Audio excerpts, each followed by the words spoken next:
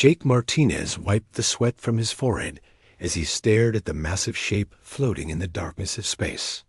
His small salvage ship looked like a toy next to the enormous vessel that had appeared on his sensors an hour ago.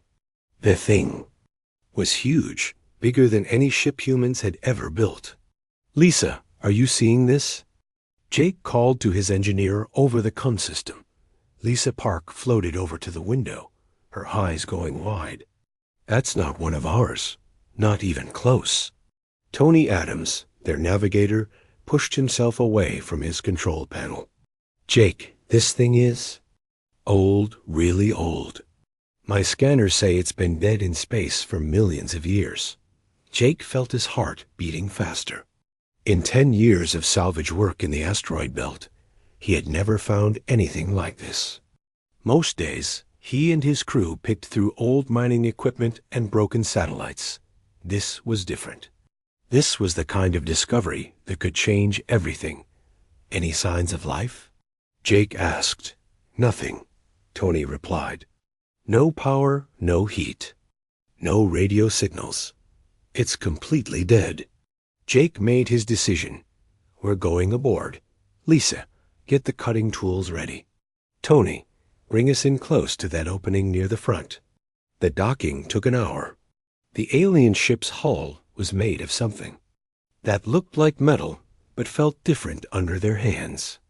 Strange symbols covered the surface, glowing faintly even though the ship had no power. Jake led the way through the airlock, his suit lights cutting through the darkness inside. The corridors were huge, built for beings much larger than humans. The walls curved in ways that hurt to look at, and the air felt thick even through his suit's filters. "This place gives me the creeps," Lisa whispered over the comm. They moved deeper into the ship, following a main corridor that seemed to go on forever. Along the walls, they found rooms filled with equipment they couldn't understand. Everything was covered in dust and looked ancient beyond measure. After 2 hours of walking, they reached what looked like the ship's center. The room was enormous, with a ceiling that disappeared into darkness above them. In the middle of the room stood a platform, and on that platform sat something that made Jake's breath catch in his throat. It was a crystal, but not like any crystal he had ever seen. It was the size of a person, shaped like a sword, but made of pure light. Colors moved inside it, swirling and dancing in patterns that seemed to have meaning. The crystal pulsed with a soft light that filled the entire room. "What is that thing?" Tony asked, his voice shaking. Jake found himself walking toward the platform without thinking about it. Each step felt like it was meant to happen, like he was supposed to be here. The crystal's light grew brighter as he got closer. "Jake, maybe you shouldn't touch it," Lisa warned, but Jake couldn't stop himself. The crystal was beautiful and terrible at the same time. As he reached out his hand, the light inside it began to move faster, the colors becoming more intense. The moment his fingers touched the crystal's surface, everything changed. Pain shot through Jake's mind like lightning. Images flashed before his eyes, too fast to understand. He saw massive battles in space, civilizations rising and falling, and a being of incredible power holding this very crystal like a weapon. The being's eyes burned with cosmic fire, and when it spoke, its voice shook planets. Then the voice was in Jake's head, speaking perfect English, even though he knew it had never learned human language. "Finally," the voice said, "after so long, I have found one worthy of my power." Jake tried to pull his hand away, but the crystal held him tight. Energy flowed from it into his body, changing him in ways he couldn't understand. "What are you?" Jake managed to say. "I am Vorthic's Edge," the voice replied. "The weapon of a god emperor who ruled half the galaxy before your species learned to walk upright. I have waited millions of years for someone strong enough to wield." "I'm not strong," Jake said. "I'm just a salvage worker." The weapon laughed, a sound like distant thunder. "Strength is not about muscles or size. It is about the will to fight when all hope is lost. It is about standing up when everything tells you to fall down. Your species has this quality. You call it stubbornness. I call it perfect. Jake felt the weapon's power flowing into him, changing his body and mind. He could suddenly see clearly. In the dark room, he could hear Lisa and Tony's heartbeats from across the chamber. Most importantly, he could feel something coming. Something dark and hungry that was moving toward Earth. There is an enemy coming, Vorthic's Edge said. They have destroyed countless worlds. They consumed my creator's empire. They will arrive. At your home soon, and when they do, your people will need more than their simple weapons to survive. What kind of enemy? Jake asked. Images flashed in his mind. Ships that looked like living nightmares. Creatures that absorbed other beings and stole their knowledge. A vast intelligence that had eaten entire civilizations and grown stronger with each meal. The Void Collective, the weapon said. They turn everything they touch into more of themselves. They have been hunting for your world ever since your people started sending radio signals into space. I am the only thing that can stop them. Jake felt the weapon finish bonding with him. The crystal began to fade, becoming part of his body and mind. Power flowed through him like fire, and he knew he would never be the same again. Why me? He asked, because when faced with impossible odds, humans do something no other species does. You don't just survive. You become stronger. You adapt. You refuse to give up. That is what I need. That is what your world needs. Jake opened his eyes and found Lisa and Tony staring at him in shock. He looked down at his hands and saw they were glowing with the same light as the crystal.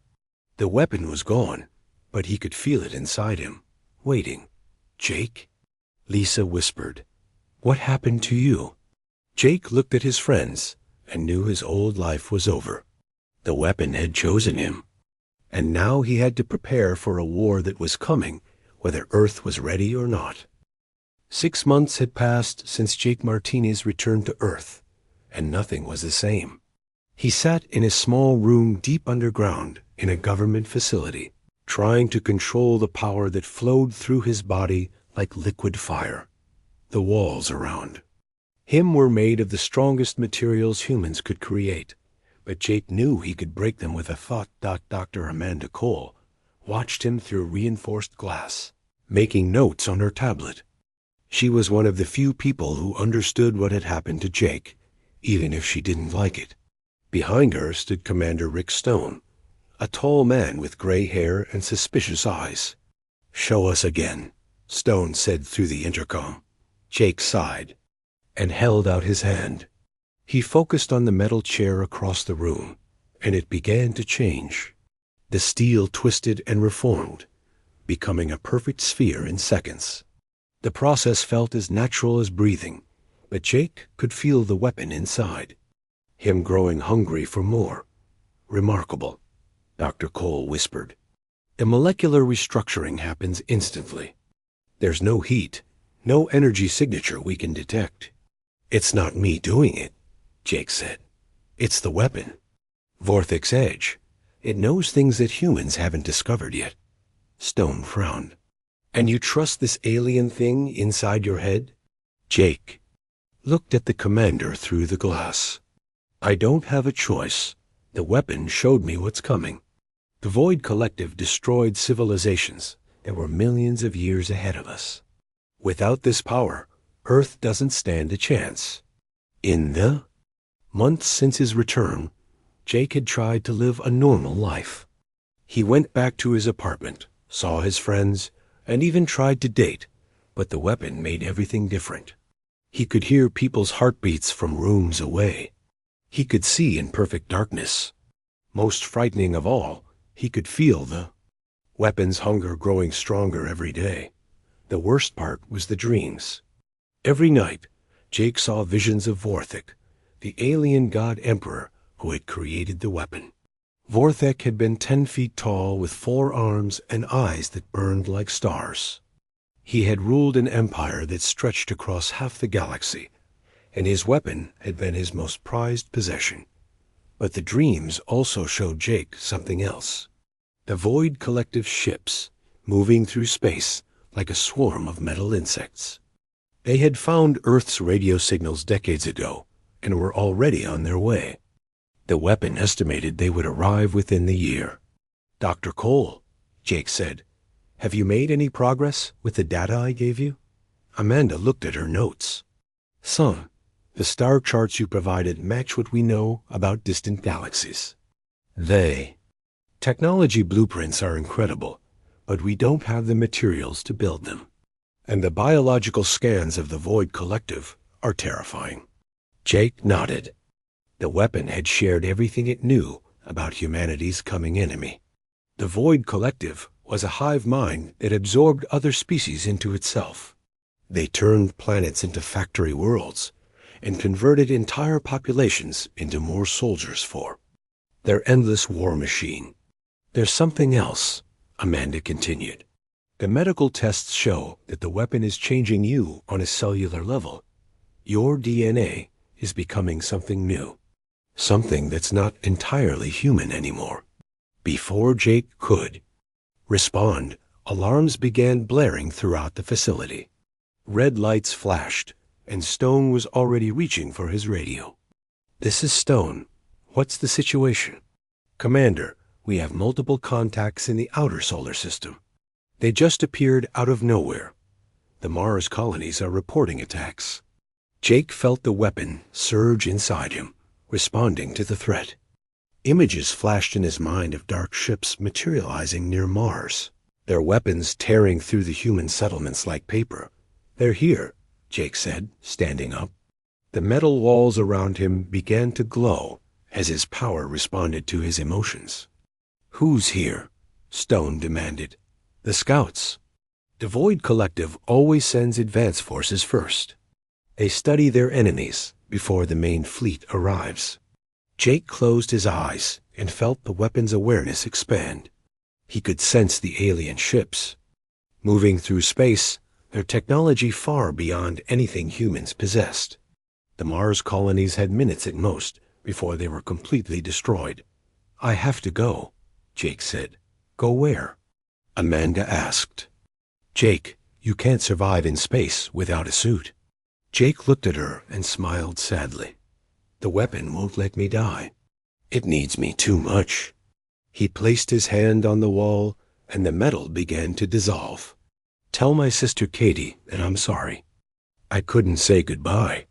Before anyone could stop him, Jake walked through the wall he had just dissolved and headed for the surface.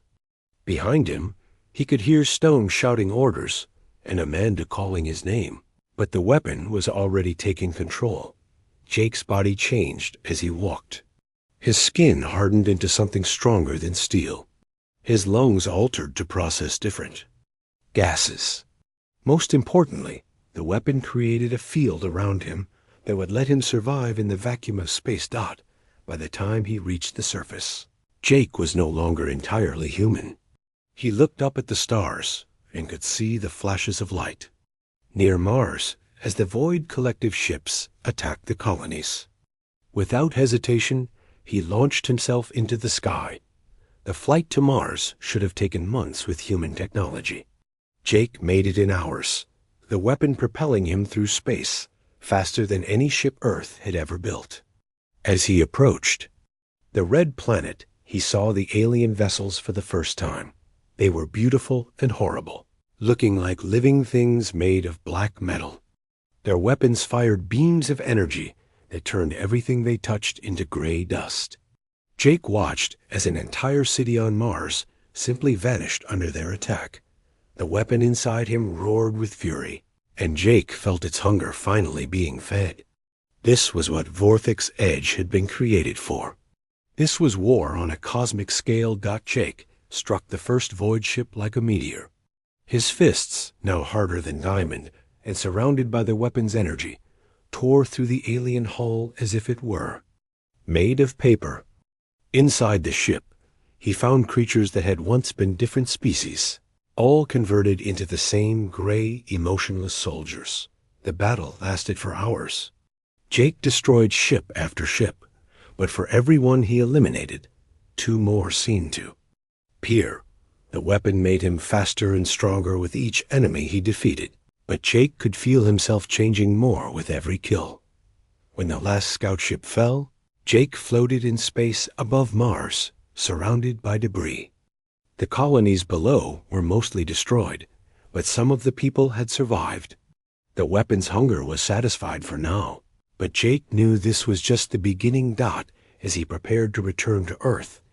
Jake felt the weapon show him a vision of the future. The main Void Collective fleet was still coming, and it was 1,000 times larger than the scout force he had just fought. Earth had perhaps 6 months to prepare for a war that would determine the fate of humanity. Jake looked at his hands, which still glowed with alien energy, and wondered if there would be anything human left of him by the time the real battle began. The weapon whispered in his mind that it didn't matter. All that mattered was winning. But as Jake began his journey back to Earth, he thought about his sister Katie and Dr. Cole and all the people he was fighting to protect. The weapon might be changing his body, but his heart was still human. He would find a way to save his people without losing himself completely. He had to. The main invasion began on a Tuesday morning, while most of Earth was still sleeping. Jake stood on the bridge of the UES Defiance, humanity's newest and most powerful warship, watching the enemy fleet emerge from the darkness between stars. There were so many ships that they blocked out entire sections of space. Captain Helen Brooks stood beside him, her face pale but determined. How many are there? Jake felt the weapon inside him, counting the enemy vessels. The number made his stomach turn. Over 10,000 ships in the first wave. There are more coming behind them. The Void Collective had learned from their scout missions. These ships were larger and better armed than the ones Jake had fought at Mars. Worse, they had adapted to his attacks. The weapon showed him images of the enemy studying his fighting techniques and creating new defenses. All ships, this is Admiral Peterson, came the voice over the comm system. Remember, we're not trying to win this battle. We're trying to buy time for the colonies to evacuate. Hit them hard and fast, then fall back to Earth. Jake watched Earth's fleet spread out across space. 50 ships, humanity's entire space navy, facing an enemy that had conquered half the galaxy. It should have been hopeless, but Jake had spent the last 6 months changing that. Dr. Cole, are the enhanced soldiers ready? Jake asked into his comm. As ready as we can make them, Amanda's voice replied from the ship's medical bay. But Jake, we don't know what the long-term effects will be. Jake had made a difficult choice in the months after Mars. Using the weapon's power, he had selected 12 humans to receive a small piece of its energy. Not enough to change them completely like him, but enough to give them abilities that might help in the coming war. The selection process had been strange. The weapon didn't want soldiers or scientists. Instead, it chose people who had suffered and kept fighting. People like Pete Johnson, a former Army medic who had lost his legs in Afghanistan but still helped wounded soldiers. Maria Santos, a factory worker who raised 3 kids alone after her husband died. Alex Turner, a firefighter who had saved dozens of people from burning buildings. Each of them now carried a fragment of Vorthic's edge inside them. Pete could heal injuries by touching wounded people. Maria could control metal with her mind. Alex could survive in any environment, even the vacuum of space. They were still human, but they were also something more. Contact in 30 seconds. Captain Brooks announced. Jake felt the weapon stirring inside him, eager for battle. Over the months, it had grown stronger and hungrier. Sometimes Jake woke up at night to find his room torn apart, destroyed by power he had released in his sleep. The weapon was slowly taking over, and Jake wasn't sure how much longer he could control it. The first energy beams from the void ships lit up space like deadly fireworks. Earth's vessels returned fire, their weapons upgraded with technology the weapon had provided. For a moment, it looked like the human ships might actually stand a chance. And the enemy ships began to change. Jake watched in horror as the void vessels reformed themselves, their hulls adapting to absorb Earth's weapons. Within minutes, humanity's most powerful guns were useless against the alien fleet. "This is impossible," Captain Brooks whispered. "How are they doing that?" "They're a collective intelligence," Jake explained. "When one ship learns something, they all learn it instantly. That's how they've conquered so many worlds." The weapon inside Jake roared with frustration and anger. It remembered fighting these creatures before, remembered watching them destroy Vorthic's empire through their endless ability to adapt. But this time would be different. This time, the weapon had something the Void Collective had never faced. "Before humans, I'm going out there," Jake announced. "Jake, no," Captain Brooks said. "We need you here to coordinate the defense." But Jake was already changing. His human appearance melted away, replaced by something that glowed with cosmic energy. The weapon had made him into a living star, burning with the power of a god. He tore through the ship's hull as if it were paper and launched himself at the enemy fleet. The battle that followed was unlike anything humans had ever seen. Jake moved through space faster than thought, his energy-enhanced body tearing through enemy ships like they were made of cardboard. Where he struck, void vessels exploded in brilliant flashes of light, but the enemy adapted quickly. The second wave of ships had weapons designed specifically to hurt him. Energy nets tried to trap him. Virus programs attempted to corrupt the weapon's power. Gravity bombs tried to crush him into nothing. Jake fought for hours, destroying hundreds of ships, but for every vessel he eliminated, 3 more took its place. Worse, he could feel the weapon's influence growing stronger with each enemy he killed. His human thoughts were becoming cloudy, replaced by Vorthic's ancient hunger for conquest. The turning point came when Jake encountered something he had never seen before. A ship 10 times larger than the others, pulsing with dark energy. As he approached it, a voice spoke directly into his mind. "So, you are the one who carries Vorthic's weapon," the voice said. It was like listening to 1,000 people speak at once. "I am a prime unit of the collective. I have absorbed the knowledge of 47 species. You cannot defeat me." The prime unit emerged from its ship, and Jake saw that it had once been dozens of different aliens, all merged into one horrible form. It had the strength of a warrior, race, the intelligence of a scholar species, and the technology of a civilization that had built machines the size of planets. They fought among the wreckage of destroyed ships, their battle shaking space itself. The prime unit was stronger than anything Jake had faced, but the weapon inside him was older and more experienced. As they clashed, Vorthic's memories flooded Jake's mind. He saw the original war between Vorthic's empire and the Void Collective. He watched civilizations fall, and entire species disappear into the enemy's hunger. But he also saw something else. He saw how Vorthic had lost. The God Emperor had been too proud, too sure of his own power. He had fought the collective alone, refusing help from other species because he thought they were beneath him.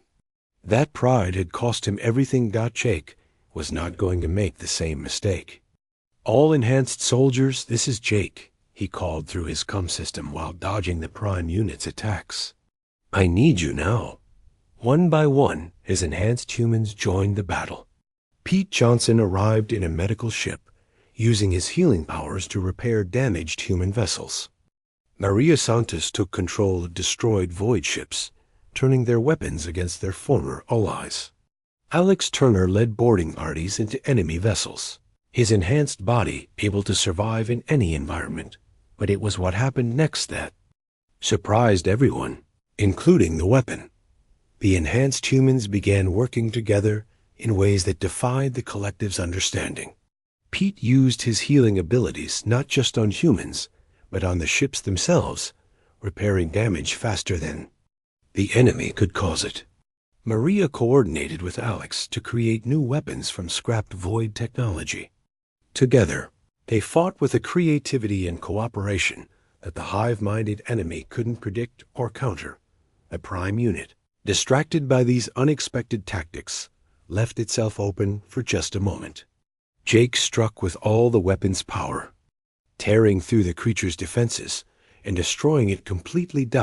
As the prime unit died, its ship began broadcasting a signal to the rest of the collective. Jake felt the weapon translate the message, and his blood ran cold. Unexpected resistance detected. Individual creativity beyond normal parameters. Requesting deployment of Overmind unit to Earth system. The remaining void ships began retreating. But Jake knew this wasn't a victory. It was just the beginning of something much worse. "What's an Overmind unit?" Captain Brooks asked when Jake returned to the ship. Jake looked at the stars where the enemy fleet had disappeared and felt the weapon's fear for the first time since they had bonded. "It's something that has absorbed entire civilizations," Jake said quietly. "A being that contains the knowledge and power of billions of conquered species. The prime unit was just a soldier. The Overmind is a god." As Earth's battered fleet began to regroup, Jake realized that everything they had fought so far had been nothing more than a test. The real war was about to begin, and he wasn't sure if even the weapon's power would be enough to save humanity from what was coming. Jake stood in his sister Katie's apartment, looking out at the city below. Earth's governments had finally told people the truth about the invasion, and the planet was in chaos. Some cities were rioting.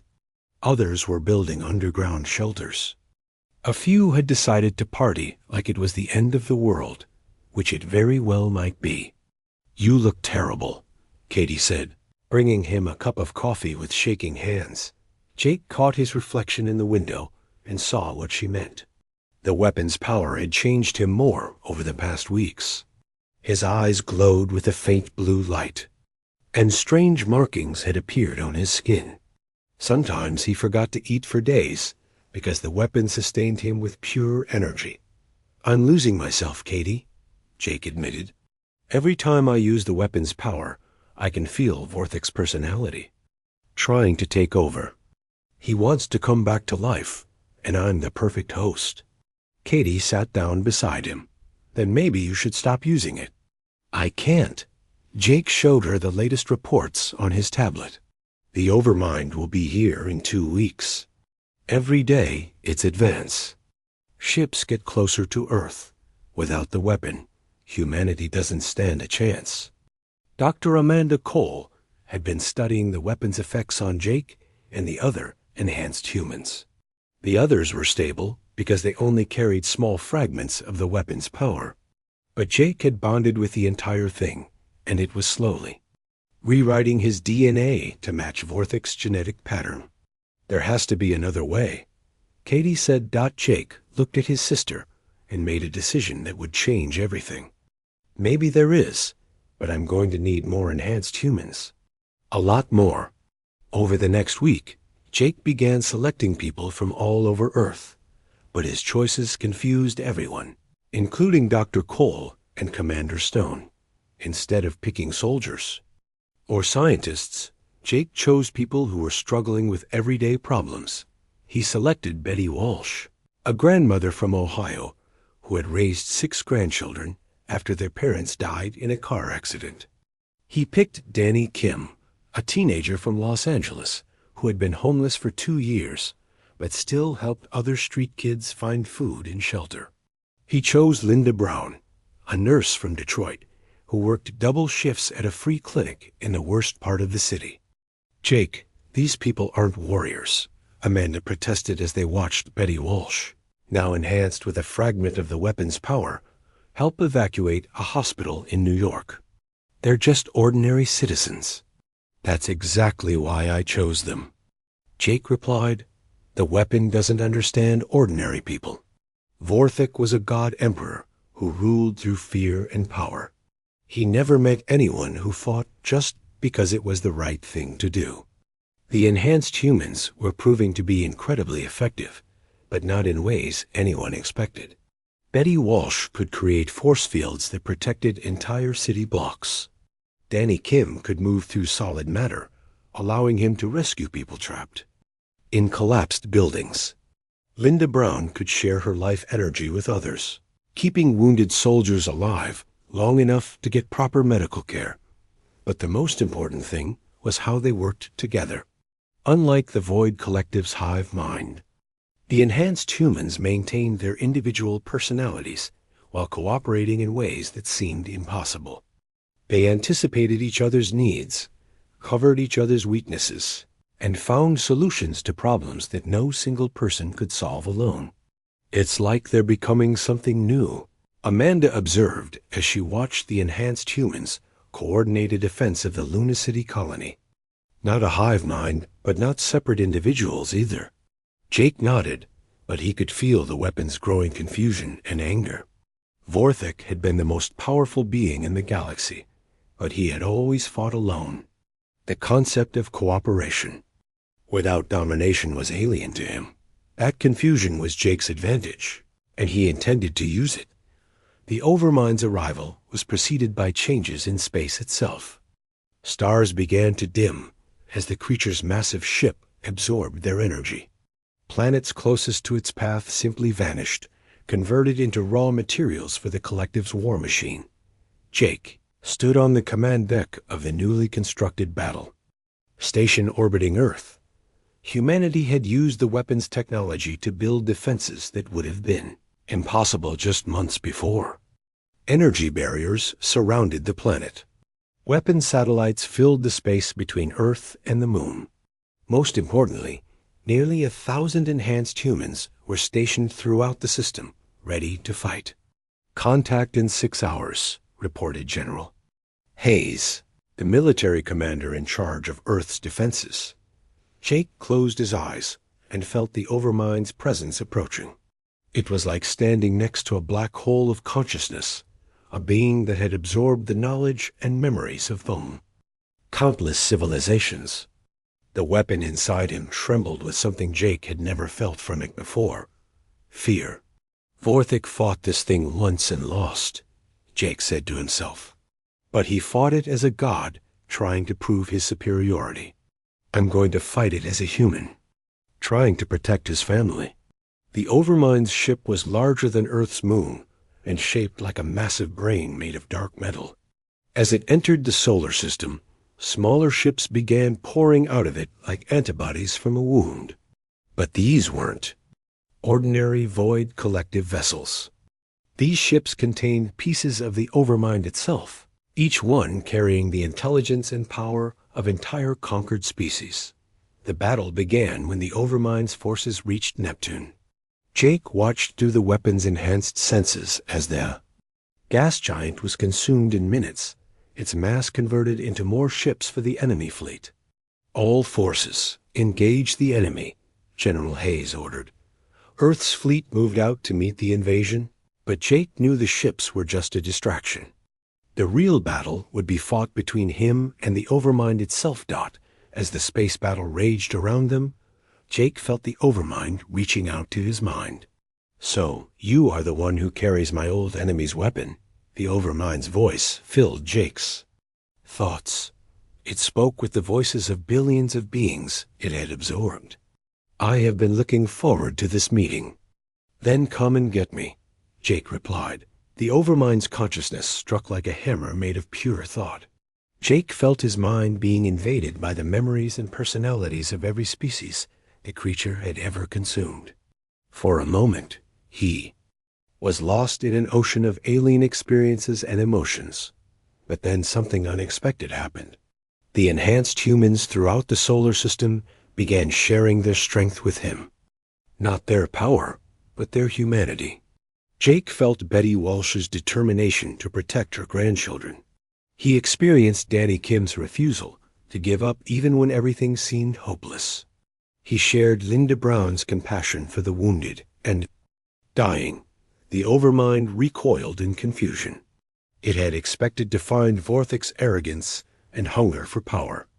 Instead, it encountered something it had never absorbed before: the human capacity to find strength in caring for others. "What is this?" the Overmind demanded. "This is not how consciousness works. Individual minds cannot share power without being consumed by a stronger will." Jake smiled as he felt the weapon's confusion growing stronger. Vorthic's personality was being overwhelmed by the flood of human emotions and experiences flowing through the enhanced human's connection. "You're right," Jake said. "That's not how your consciousness works. But humans are different. We don't get stronger by consuming others. We get stronger by helping each other." The revelation hit Jake like lightning. The weapon had chosen him, not just because humans were stubborn or brave. It had chosen him because humans could do something that even gods couldn't. They could become more than the sum of their parts, without losing who they were as individuals. As this understanding filled him, Jake felt the weapon's power change. Instead of Vorthic's cosmic arrogance, it was now channeling the collective strength of humanity itself. He was still Jake Martinez, but he was also connected to every human who had ever refused to give up in the face of impossible odds.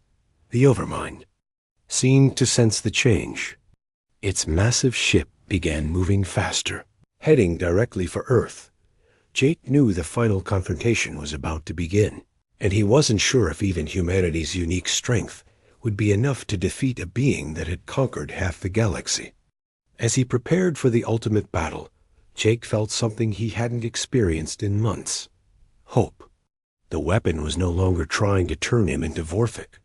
Instead, it was learning what it meant to be human. The final battle took place in the space above Earth, with the planet's blue and white surface serving as a backdrop to a fight that would determine the fate of the galaxy. Jake floated in the void between the Overmind's massive ship and Earth's moon, feeling the weight of every human life depending on him. The Overmind emerged from its vessel like a living nightmare. It was hundreds of feet tall, made up of the absorbed forms of countless alien species, all merged into one terrible being. Its voice was the sound of dying civilizations, and its eyes held the knowledge of 1,000,000 conquered worlds. "You cannot win, little human," the Overmind said, its words echoing through space itself. "I have the power of entire galactic empires. I have absorbed gods and demons alike. What can one primitive species offer against such might?" Jake felt the weapon inside him respond to the challenge, but something was different now. Where once Vorthic's arrogance had burned, now Jake felt the quiet strength of humanity. The enhanced humans throughout the solar system were lending him their power, but more importantly, they were lending him their humanity. "You're right," Jake said. "One human can't beat you. But I'm not just one human anymore." The battle began with the force of colliding stars. The Overmind struck with power that could shatter planets, but Jake absorbed the attack and returned. It's tenfold. They fought across the solar system, their conflict sending shockwaves through space that could be felt on every human world. But as the fight continued, Jake began to understand something that changed everything. The weapon inside him wasn't just Vorthic's tool.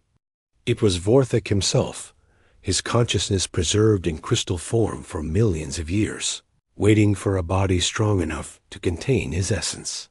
"You understand now," Vorthic's voice whispered in Jake's mind as he dodged another of the Overminds' attacks. "I am not dead. I have been waiting, planning my return. Soon I will have a new body, and the galaxy will bow before me once again." Jake felt Vorthic's personality trying to overwhelm his own, just as the Overmind launched its most devastating attack yet. For a moment, Jake was caught between two impossible forces: the cosmic horror trying to destroy him from outside, and the alien god trying to possess him from within. That's when Jake made the choice that would save not just Earth, but the entire galaxy. Instead of fighting Vorthic's influence or surrendering to it, Jake did something the ancient god emperor had never expected. He forced Vorthic to experience every human emotion and memory that flowed through the enhanced human's connection. Vorthic, who had ruled through fear and power for eons, suddenly felt Betty Walsh's love for her grandchildren.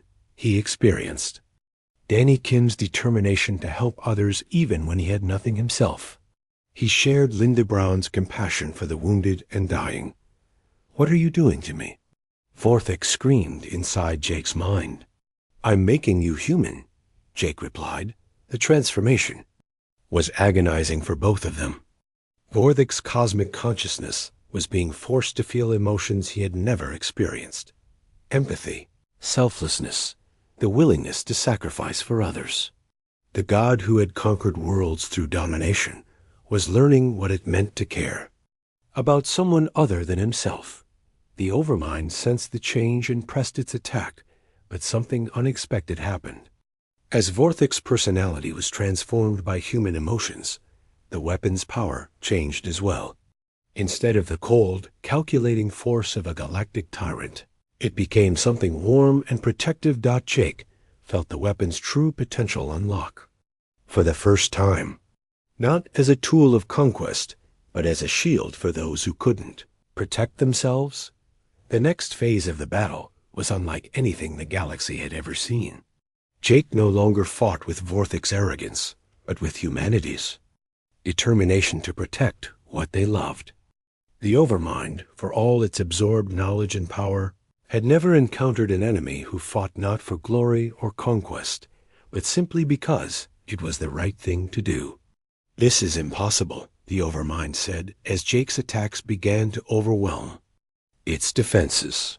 Individual consciousness cannot generate this level of power without domination. There must be a hierarchy. There must be a supreme will.